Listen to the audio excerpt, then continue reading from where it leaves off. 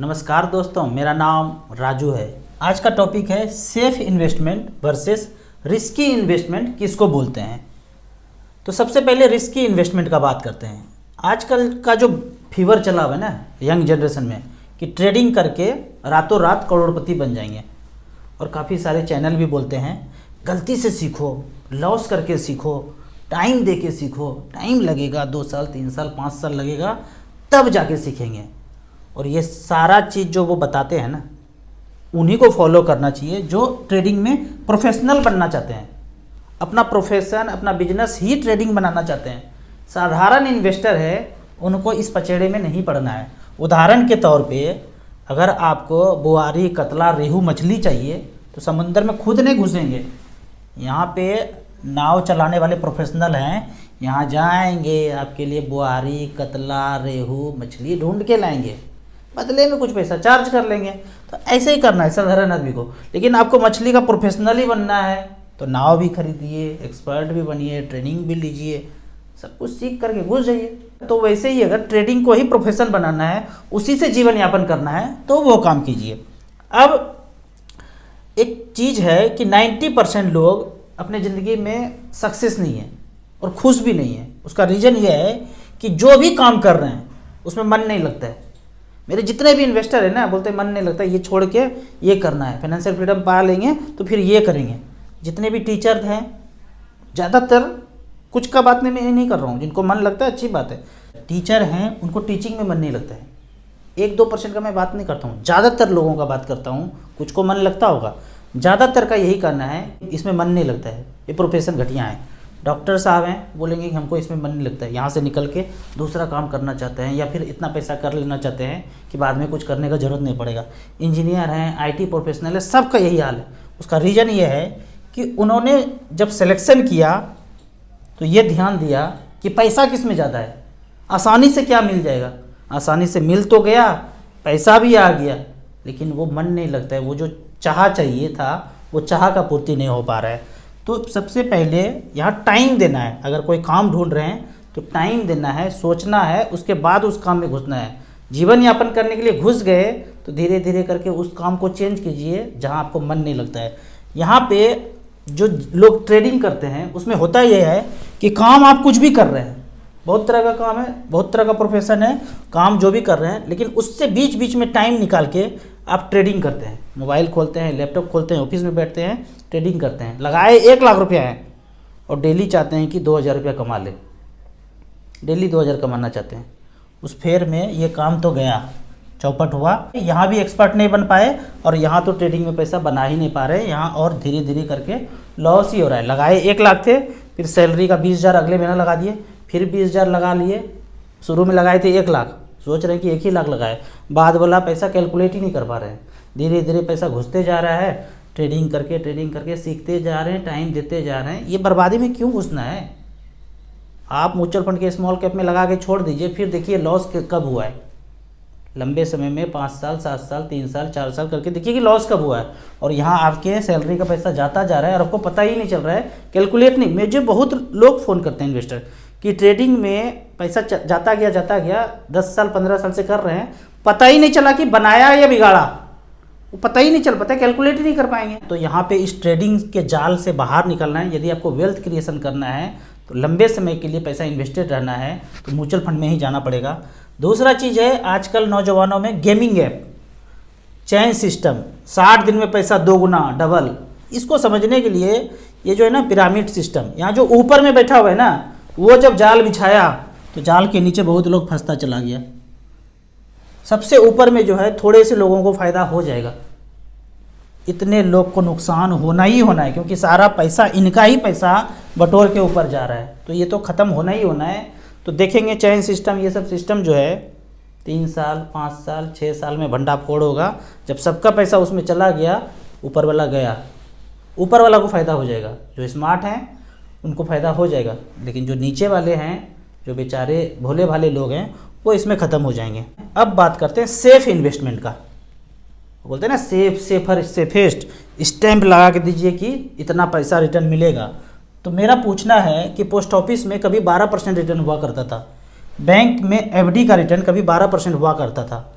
आज वो गिर के 12 साल 15 साल के बाद 7% पे आ गया है, 7% पे आ गया है। तो वो जो स्टैंप लगा के गारंटी था, वो गारंटी आज काम कर रहा है क्या? वो 12% आज मिल रहा है? अगर तो ये गारंटी होता, सेफ होता, तो 12% आज भी होता ना। तो इसका मतलब है कि जो जिसको हम सेफ, सेफर, सेफेस्ट बोलते हैं, ये तो नहीं बोल रहे हैं कि वो जो भी दिया वो सेफ है। 2 दिया तो ठीक है, 5 दिया तो ठीक है, वो सेफ है, इतना ही बोलना चाह रहे हैं। तो इस माइंड सेट को आप छोड़िए कि आज जो आपको 7 दिख रहा है, आने वाले 10-15 साल में ये 3 और 4 नहीं होगा, हो नहीं सकता है, होगा ही होगा। अमेरिका और चाइना में इंटरेस्ट रेट 1-2% है, कहीं कहीं पॉइंट में है। तो उतना जब विकसित हो जाएंगे, भारत देश जब उतना विकसित हो जाएगा, तो हमारा भी इंटरेस्ट रेट 0.5 और 1% होगा।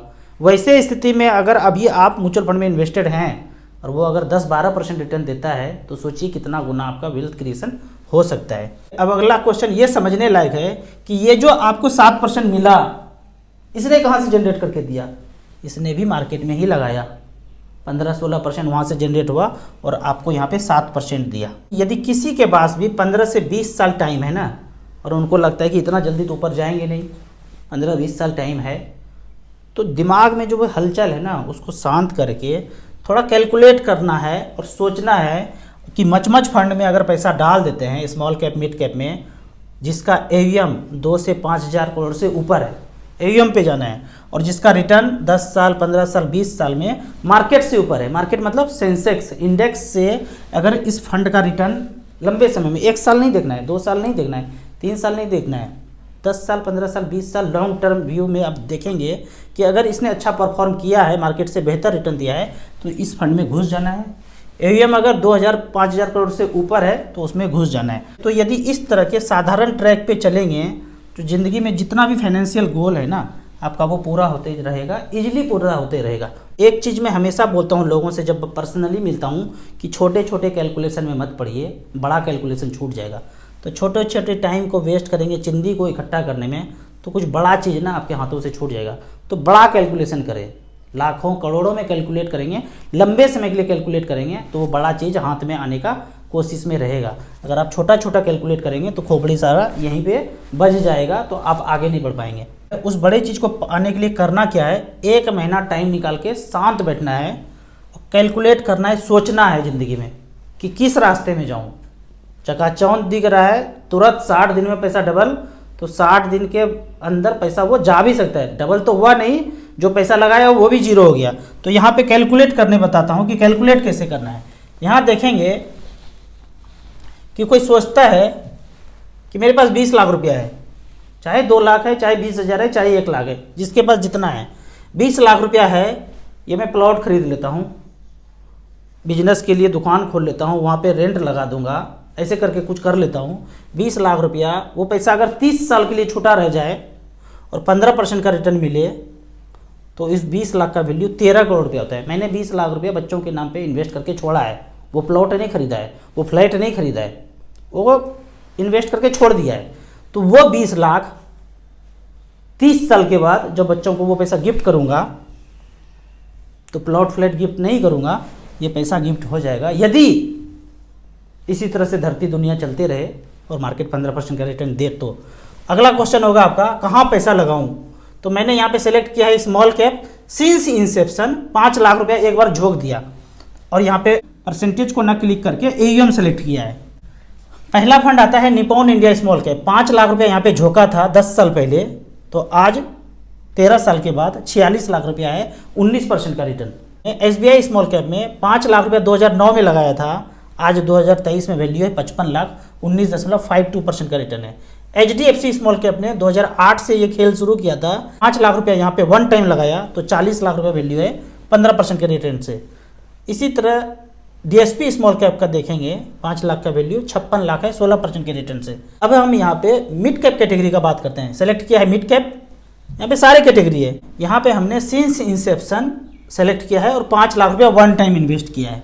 तो देखते हैं एचडीएफसी मिड कैप अपॉर्चुनिटी 2007 में 5 लाख रुपया वन टाइम, वही प्लॉटबाजी ना करके, कॉर्नर का फ्लैट ना देके उस प्लॉट में इतना बन जाएगा, ऐसा ना करके यहाँ किया होता तो 50 लाख रुपया बना है 15% के रेट से। कोटक इमर्जिंग 2007 से लेके 2023 तक 5 लाख वन टाइम का वैल्यू 38 लाख बनाया है, 13.58% का रिटर्न मिला है।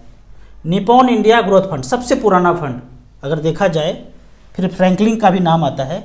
1995 में 5 लाख रुपये यहाँ पे लगाया था, उसका वैल्यू है 10 करोड़ 66 लाख, 21% का रिटर्न।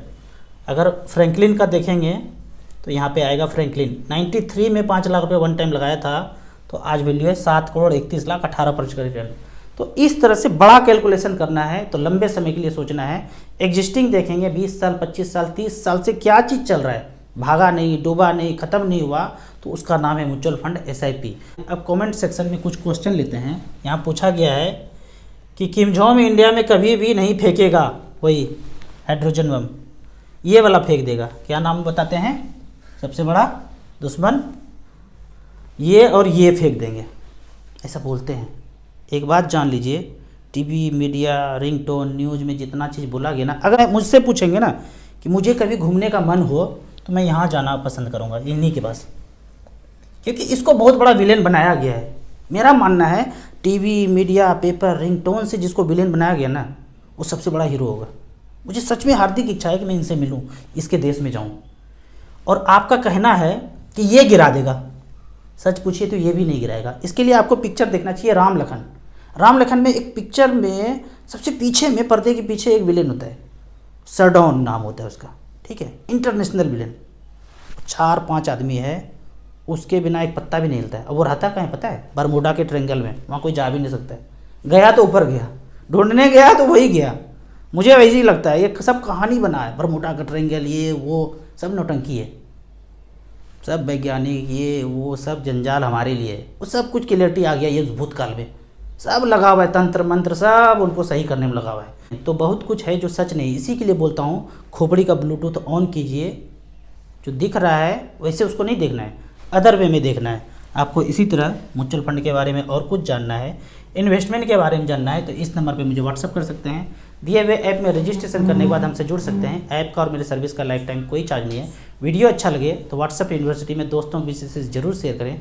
यूट्यूब पे देख रहे हैं तो लाइक एंड शेयर जरूर करें। Thank you so much.